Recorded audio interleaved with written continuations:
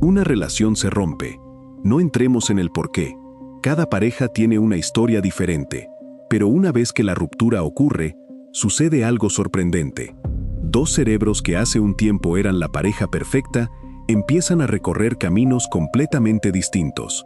Uno intenta recuperar lo que acaba de perder.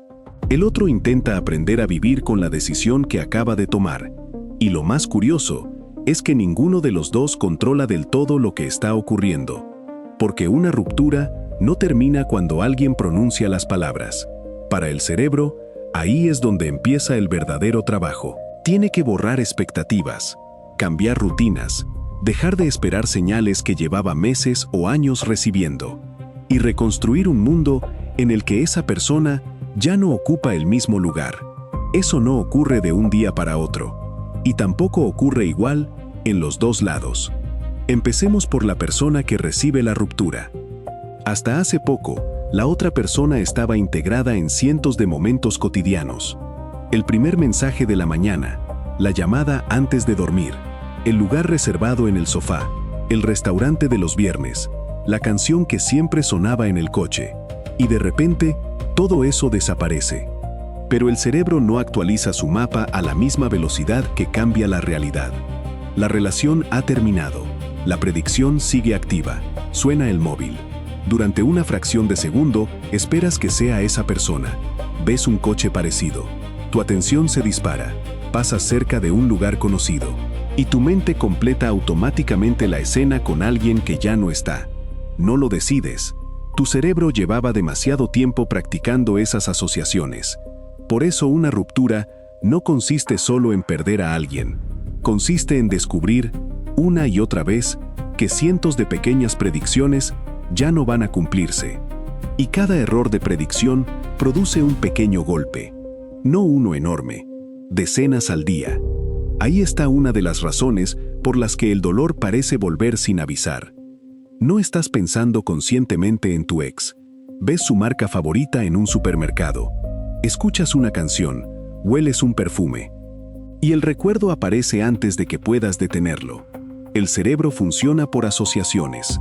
Una persona importante nunca queda guardada en un único cajón.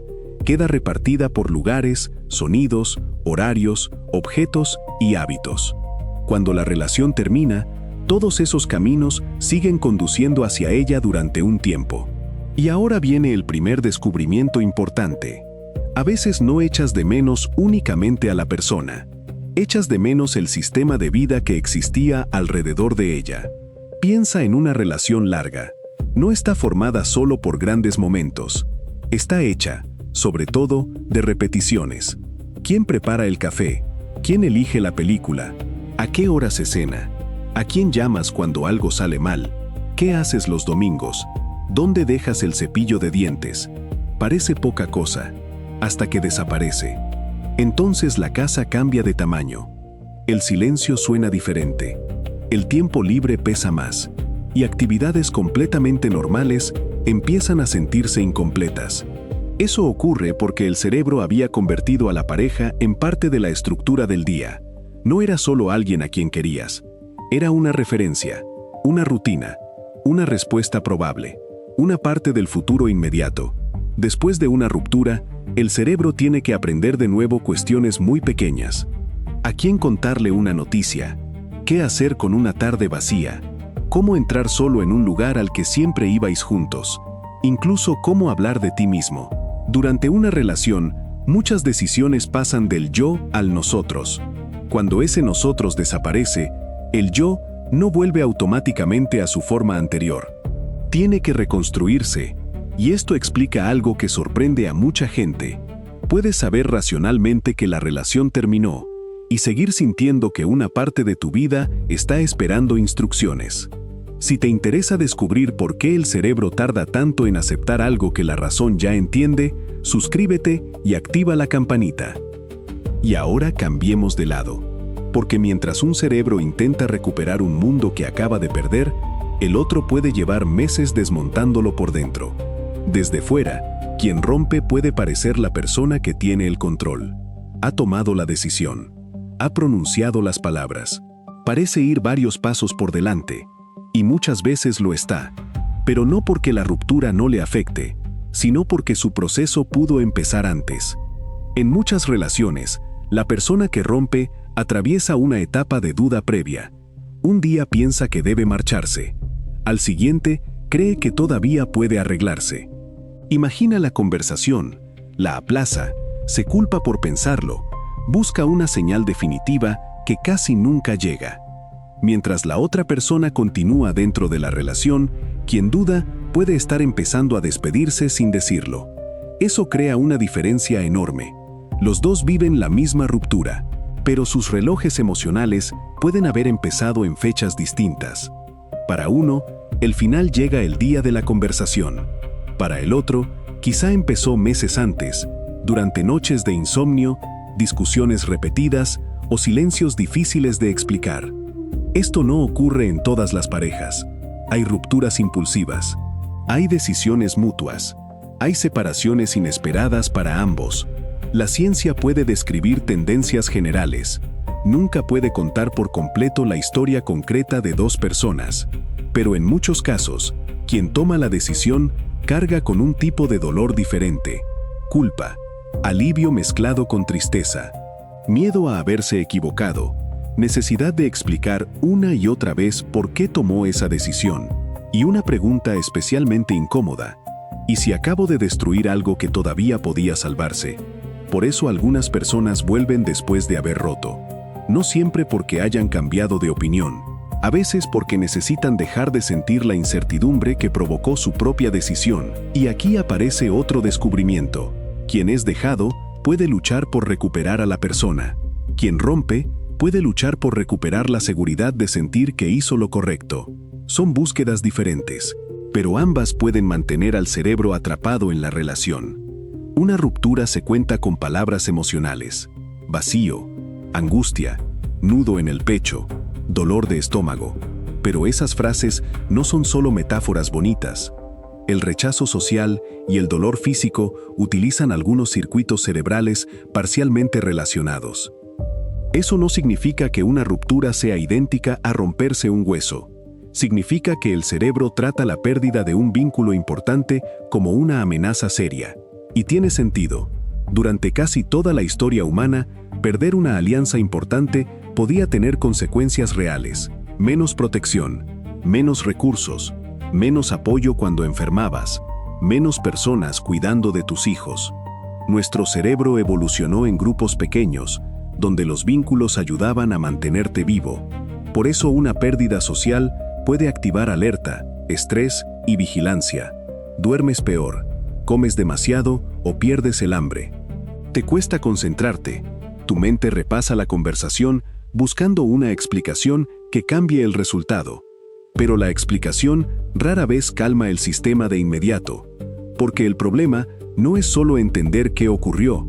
El problema es que el cuerpo todavía espera que el vínculo siga allí. Y hasta que esa expectativa cambie, la alarma puede seguir encendida. Después de una ruptura, aparece una pregunta que puede consumir semanas. ¿Por qué? ¿Por qué ocurrió? ¿Por qué ahora? ¿Por qué no lo vi venir? ¿Por qué dijo aquello si pensaba dejarme? ¿Por qué sigo dudando si fui yo quien tomó la decisión? El cerebro busca una historia cerrada. Quiere una causa clara, un momento exacto, una explicación capaz de ordenar todo lo anterior. Pero las relaciones rara vez terminan por una sola frase o un único día. Suelen ser sistemas complejos, acumulaciones, cambios pequeños, necesidades distintas, momentos vitales, errores, decisiones, contextos que desde fuera nadie conoce por completo. Cuando no existe una explicación sencilla, la mente puede repetir los mismos recuerdos como si uno de ellos escondiera la pieza definitiva. Esa repetición se llama rumiación y tiene una trampa. Parece que estás resolviendo algo, pero muchas veces solo estás recorriendo el mismo camino mental.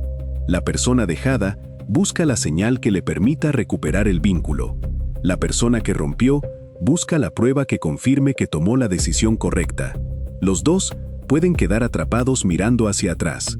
Y mientras miran hacia atrás, el cerebro recibe menos información nueva con la que actualizarse. Por eso revisar perfiles, Releer conversaciones o buscar noticias de la otra persona puede aliviar durante unos segundos y prolongar el proceso durante mucho más tiempo. Cada comprobación reactiva el mapa antiguo. Es como intentar borrar una ruta mientras sigues conduciendo por ella todos los días. Y ahora, quiero preguntarte algo. Sin entrar en las causas de la ruptura, ¿qué fue lo primero que notaste que había desaparecido de tu rutina? ¿El mensaje de buenos días? ¿Una llamada? ¿Un lugar? ¿Una canción? ¿La costumbre de contarle algo a esa persona antes que a nadie? Cuéntamelo en los comentarios. Seguro que muchas personas van a reconocer exactamente esa misma ausencia. La recuperación casi nunca llega como una gran revelación. No te despiertas un martes completamente curado. Ocurre de forma más silenciosa. Un día suena el móvil y ya no esperas que sea esa persona. Pasas por un lugar conocido y piensas en otra cosa. Escuchas una canción y el recuerdo aparece, pero ya no dirige el resto del día. El cerebro está actualizando sus predicciones. Está aprendiendo que el mundo continúa de otra manera. Crea nuevas rutinas. Asocia lugares antiguos con experiencias nuevas. Encuentra otras fuentes de apoyo. Redibuja la identidad. Eso es neuroplasticidad, pero no hace falta imaginar un cerebro reconstruyéndose con herramientas. Se parece más a un sendero en un bosque. Durante años caminaste por la misma ruta. Está marcada. Es fácil entrar en ella sin pensarlo. Después de la ruptura, empiezas a abrir otros caminos. Al principio, cuesta. El terreno es nuevo. La ruta antigua sigue siendo más visible. Pero cada vez que eliges otro camino, el nuevo se vuelve más fácil de recorrer. Por eso, ayudan los amigos. Las actividades nuevas. Cambiar ciertas rutinas. Dormir bien. Mover el cuerpo. Volver a ocupar espacios que se habían quedado asociados únicamente a la relación. No porque distraerse borre el dolor, sino porque el cerebro necesita experiencias nuevas para construir un mapa nuevo. Y aquí está la buena noticia. Los dos cerebros pueden hacerlo. El de quien fue dejado y el de quien tomó la decisión. No necesariamente al mismo ritmo, ni de la misma manera. Pero ambos pueden dejar de vivir alrededor de la ruptura. Dos cerebros que un día construyeron una historia compartida empiezan a separar sus caminos. Uno puede empezar desde el impacto, el otro desde una decisión que llevaba tiempo madurando. Uno busca recuperar, el otro busca aceptar, pero los dos tienen que hacer algo parecido: actualizar sus predicciones, cambiar sus hábitos y reconstruir una identidad que ya no funciona de la misma manera. La ciencia puede describir algunos patrones. No puede decidir quién tuvo razón. No puede medir todas las causas de una ruptura. Y jamás puede resumir una relación concreta en una fórmula. Cada pareja tiene su historia. Cada final tiene su contexto. Pero hay algo que sí parece compartido. El cerebro humano no fue diseñado para borrar de golpe a alguien importante. Necesita tiempo para reescribir el mapa. Y quizá el momento en el que una ruptura termina de verdad no sea cuando dejas de recordar a esa persona, sea cuando ocurre algo importante y ya no piensas automáticamente en contárselo. Ese día, casi sin darte cuenta, tu cerebro habrá aprendido a soltar.